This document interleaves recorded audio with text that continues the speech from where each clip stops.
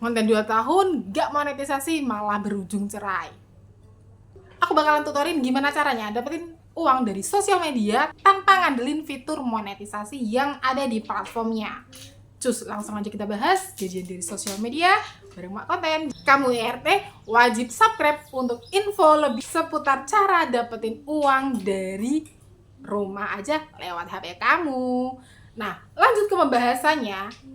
Aku nemu postingan yang ini, semoga tuh ini nggak bener ya, bahwa ada kayak bahwa cerita kalau tetangganya itu live sampai nelantarin anaknya bahkan berujung cerai, padahal cuma monetize bintang doang. Nah teman-teman, nggak usah ngandelin monetisasi yang ada di platform, teman-teman juga bisa dapetin uang dari sosial media. Gimana caranya? Aku bakalan bahas step by stepnya, ikutin. Pertama, kamu harus tentuin tema. Kenapa harus tentuin tema? Karena kamu tuh harus branding diri. Supaya apa? Supaya dikenal atau supaya gampang dikenal oleh followers kamu atau calon audiens kamu.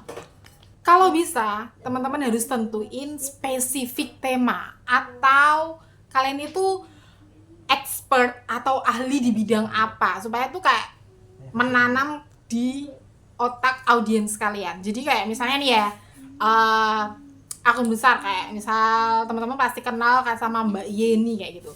Nah dia tuh terkenal sebagai kayak ya udah kontennya tuh 80% itu pasti masak-masak kayak gitu ya. Terus walaupun dia kadang sesekali ngevlog, ya udah kadang review, tapi itu beberapa persen doang. Dan pasti kalian kalau misalnya Mbak Yeni, oh iya, itu tuh kontennya cenderung masak. Nah seperti itu, jadi dia tuh expert di kayak konten masak dan storytelling kayak gitu. Jadi masaknya tuh nggak cuman resep biasa, tapi dia juga bercerita. Nah kayak gitu kan pasti udah tertanam kayak gitu.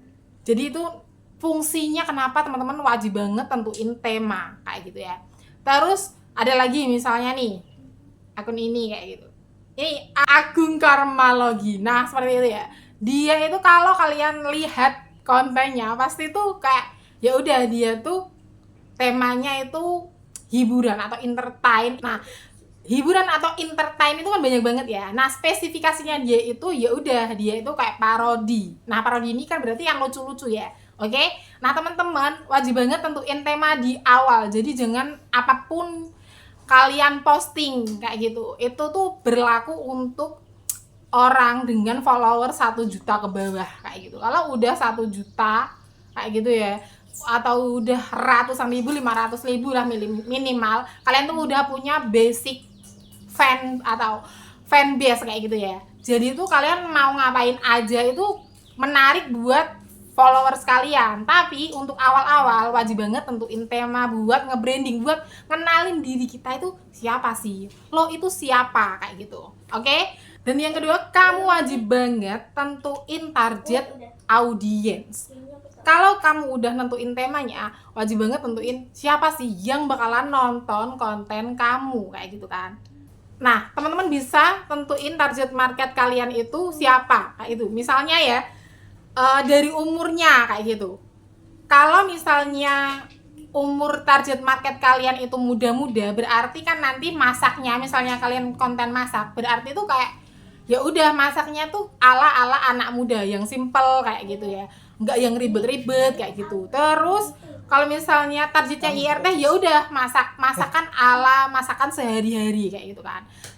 Nah terus bisa jadi nih spesifik niche-nya atau spesifik targetnya itu ya, IRT dengan apa, misalnya IRT dengan anak yang kayak anak balita, IRT yang punya balita, atau IRT yang bekerja. Jadi kalian tuh kayak berarti resepnya itu resep-resep simple yang satset gampang dibuat. Atau misalnya IRT dengan anak balita, berarti kalian itu bisa banget kayak ngasih tutor atau misalnya nih ya tutorial kayak masak-masak, tapi itu yang kayak ya udah kayak BB booster atau misalnya MPASI kayak gitu-gitu. Berarti kayak target market kalian tuh siapa sih kayak gitu ya. Itu kan gendernya atau jenisnya. Terus umurnya kayak gitu ya.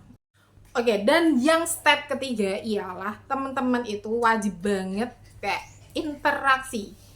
Nah, maksudnya itu gini, kalau orang-orang itu kayak tutornya itu kayak interaksi, ya udah berarti kayak nonton semua konten yang lewat kayak gitu, langsung nggak boleh di skip apa segala macam. Itu tuh bikin apa ya, itu tuh buang waktu banget. Nah, interaksi di sini ya iyalah teman-teman tuh amati ya.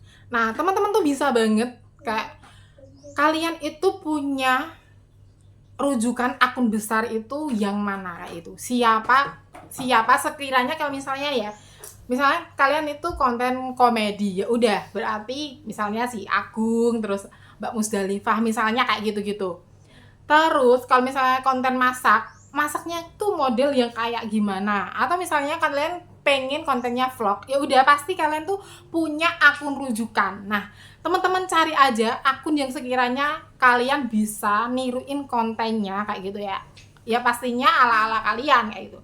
Nah, cari aja 3 sampai 5 konten atau 3 sampai 5 akun kayak gitu ya. Terus kalian interaksi di sana. Caranya tuh kayak gimana? Misalnya kan kalian paling enggak tuh nge-follow ya. Terus kalian kayak gimana caranya mereka posting, gimana caranya mereka bikin konten, kayak caranya apa ya?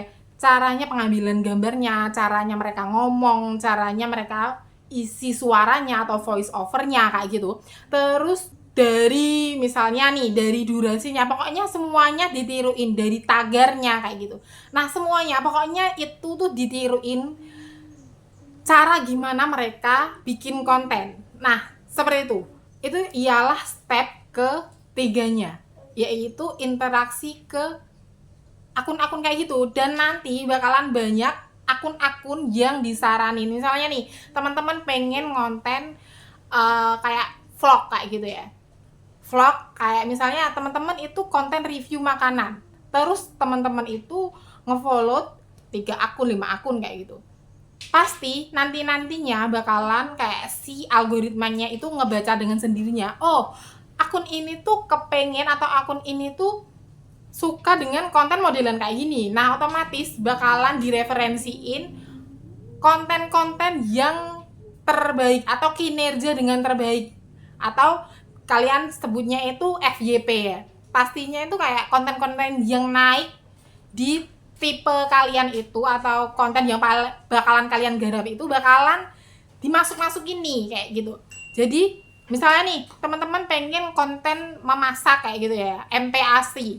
Nanti kan kalian itu kayak main-main ke orang-orang dengan konten MPASI. Teman-teman itu sambil belajar dari cara gimana dia ngomong, gimana dia bikin konten atau pengambilan videonya kayak gitu ya. Apa yang dia masak biasanya itu kayak ya udah, kalau followernya besar itu biasanya tuh kayak ya udah, itu tuh bisa menjadi tren di kalangan audiens atau target market kalian kayak gitu. Kenapa aku saranin follow akun-akun yang udah bukan berkembang lagi ya, akun-akun yang udah besar, karena mereka tuh kontennya itu udah terstruktur, udah terbukti kayak bagus, engagementnya bagus. Kenapa itu sampai diimpresikan ke akun kalian kayak gitu. Nah, seperti itu ya. Jadi nanti kalau misalnya teman-teman scroll, berarti nanti otomatis itu bakalan yang nongol di beranda kalian itu konten-konten yang relate atau konten-konten yang relevan dengan kesukaan kamu.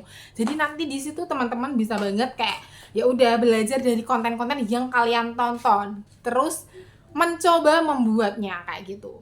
Dan yang keempat itu teman-teman wajib banget setting akun. Dan 4, 5, 6 dan seterusnya aku bakalan bahas di video berikutnya. Wassalam.